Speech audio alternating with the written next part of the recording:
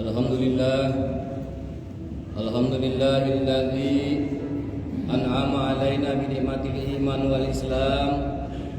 Asyhadu an la ilaha illallah wahdahu la syarikalah wa asyhadu anna sayyidana wa nabiyyana Muhammadan abduhu wa rasuluh. Allahumma fassalli wa sallim wa barik ala abdika wa rasulika nabiyil karim Sayyidina wa maulana Muhammadin wa ala alihi wa sahbihi ajma'in. Amma ba'd. Wa ya ayuhan nas, usikum wa nafsi bitaqwallah, faqad fazal muttaqun. Wa qala Allah ta'ala fi kitabil karim, a'udzu billahi minas syaitonir rajim. Ya ayyuhalladzina amanu taqullaha haqqa tuqatih wa la tamutunna illa wa antum muslimun. Wattaqullaha mastata'tum wasma'u wa ati'u. Hadirin sidang Jumat yang dimuliakan oleh Allah, pertama-tama mari kita sama-sama memanjatkan rasa syukur kita kepada Allah Subhanahu wa taala atas segala nikmat karunia yang Allah berikan kepada kita, sehingga kalau kita menghitung-hitung nikmat yang sudah Allah berikan kepada kita, niscaya kita tidak akan pernah bisa menghitung nikmat yang sudah Allah berikan kepada kita. Karenanya wajib atas kita untuk senantiasa bersyukur kepada Allah Subhanahu wa taala, baik dengan hati, yakni kita menyadari dengan sepenuh hati bahwa semua rizki, semua nikmat yang kita miliki hakikatnya adalah dari Allah Subhanahu wa taala. Dan bersyukur yang kedua dengan lisan kita, dengan senantiasa mengucapkan alhamdulillahirabbil alamin. Segala puji bagi Allah, Tuhan semesta alam. Dan bersyukur yang ketiga, yakni kita menggunakan anggota badan kita, menggunakan anggota tubuh kita untuk senantiasa beribadah kepada Allah Subhanahu wa taala. Salawat dan salam senantiasa tercurah kepada junjungan Nabi besar kita Muhammad sallallahu alaihi wasallam, pada keluarganya, pada para sahabatnya, dan semua para pengikut-pengikutnya ila yaumil qiyamah. Dan kita senantiasa berdoa, semoga kita, keluarga kita, dan dzurriyyah kita secara keseluruhan kelak yaumil qiyamah pun akan mendapatkan syafaat dari baginda Rasulullah sallallahu alaihi wasallam. Selain daripada itu, mari kita sama-sama berupaya untuk senantiasa meningkatkan ketakwaan kita kepada Allah Subhanahu wa taala. Takwa dalam arti yang sungguhnya, yakni kita berusaha semaksimal mungkin, sebisa mungkin untuk senantiasa mengerjakan segala perintah-perintahnya dan sekaligus menjauhi segala larangan-larangannya, sesuai dengan keilmuan kita, kemampuan kita yang kita miliki, sesuai dengan firman Allah Subhanahu wa taala, wattaqullaha mastata'tum wasma'u wa ati'u. Maka bertakwalah sesuai dengan kesanggupanmu dan dengarkanlah serta taatlah. Karena hanya dengan takwa hidup kita akan terarah, dan juga semua kesulitan dan akan dibukakan jalan keluar, dan hidup kita pun akan senantiasa mendapatkan keberkahan dari Allah Subhanahu wa taala. Allah Subhanahu wa taala berfirman, "Wa may yattaqillahu yaj'al lahu makhraja wa yarzuquhu min haitsu la yahtasib." Barang siapa yang bertakwa kepada Allah, niscaya dia akan membukakan jalan keluar dan menganugerahkannya kepadanya rizki dari arah yang tidak diduga. Hadirin sidang Jumat yang dimuliakan oleh Allah, pada kesempatan ini mari kita renungkan hakikat dan tingkatan rezeki sebagaimana dijelaskan oleh ulama bernama yakni Muhammad Mutawalli As-Sahrawi. Beliau menjelaskan bahwa rezeki memiliki tingkatan bukan sekedar harta yang kita miliki. Syekh Sa'rawi menjelaskan 4 tingkatan rezeki dalam ungkapan yang sangat indah. Yang pertama adalah al-malu wa adna razaqatir rizqi. Harta adalah rizki yang paling rendah.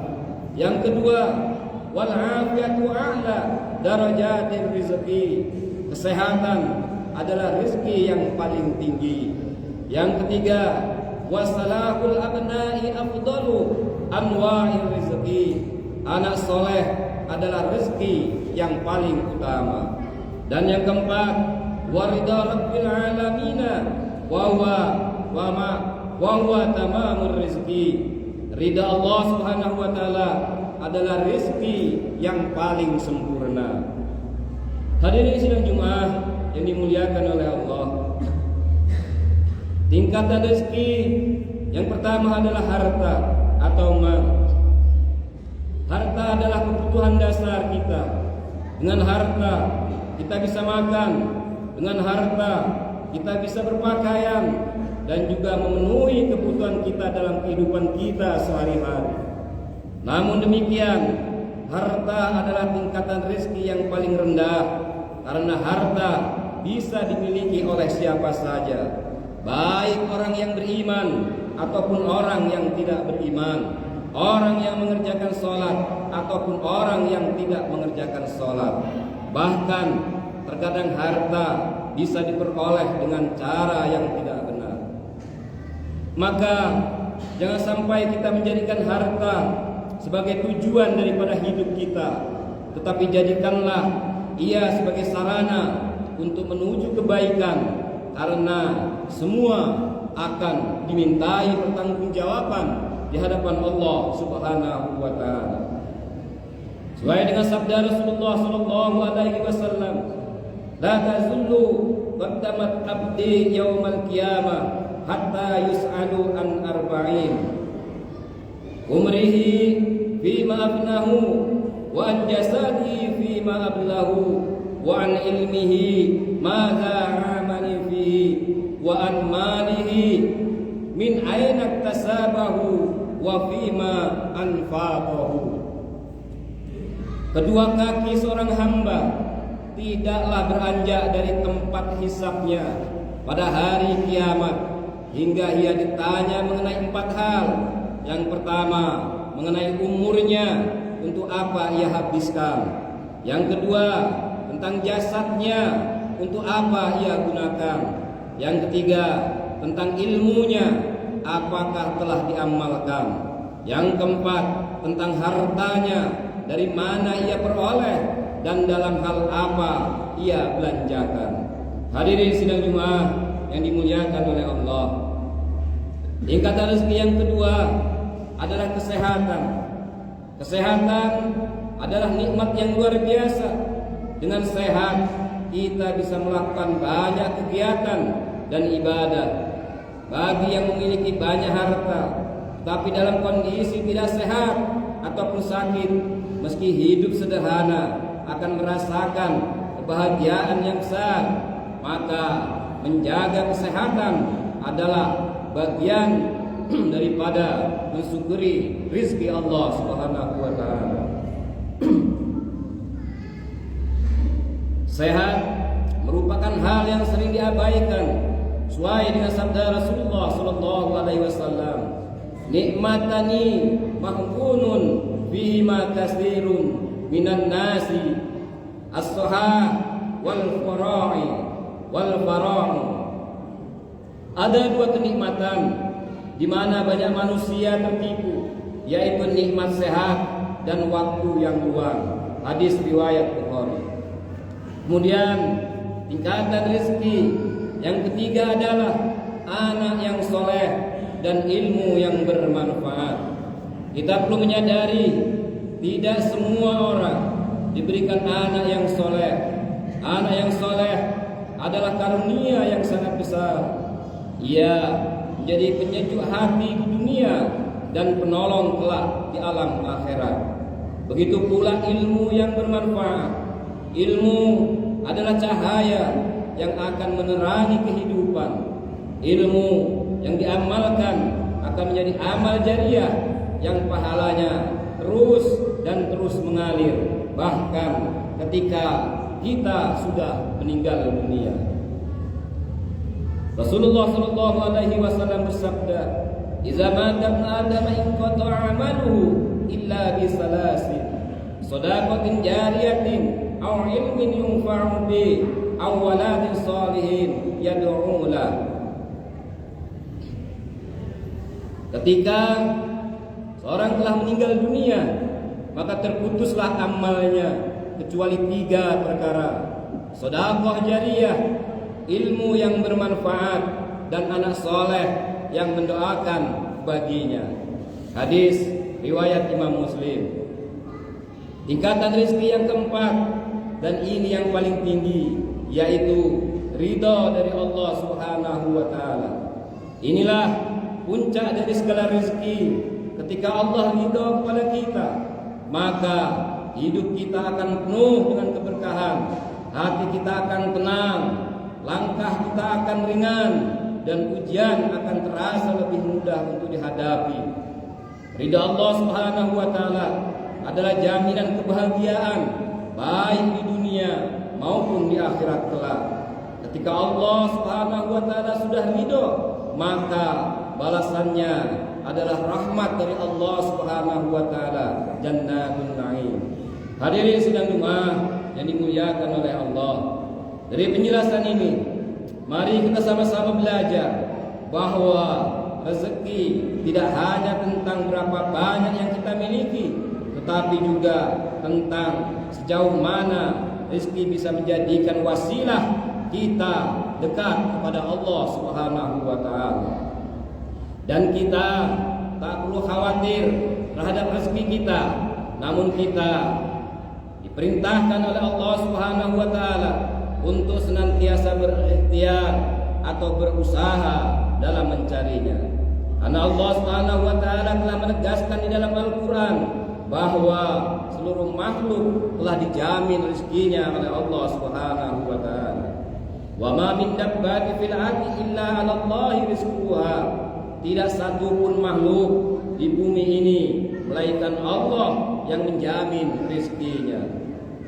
Hadirin sidang Jumat yang dimuliakan oleh Allah, demikianlah khutbah yang bisa kami sampaikan. Semoga kita senantiasa diberikan anugerah nikmat rezeki yang mampu menjadikannya bermanfaat untuk beribadah pada Allah Subhanahu wa taala.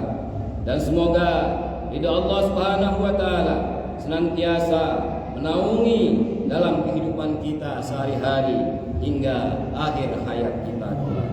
Barakallahu wa lakum fil Qur'anil azim wa nafa'ni wa iyyakum bima fihi minal ayati wa zikril hakim wa taqabbala minni wa minkum tilawatahu innahu huwal ghafurur rahim.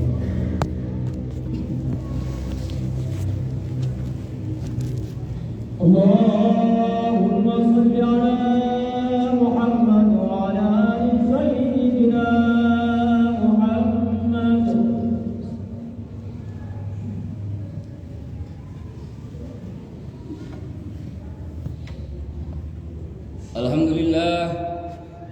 Alhamdulillahilladzi an'ama 'alaina bi ni'matil iman wal islam.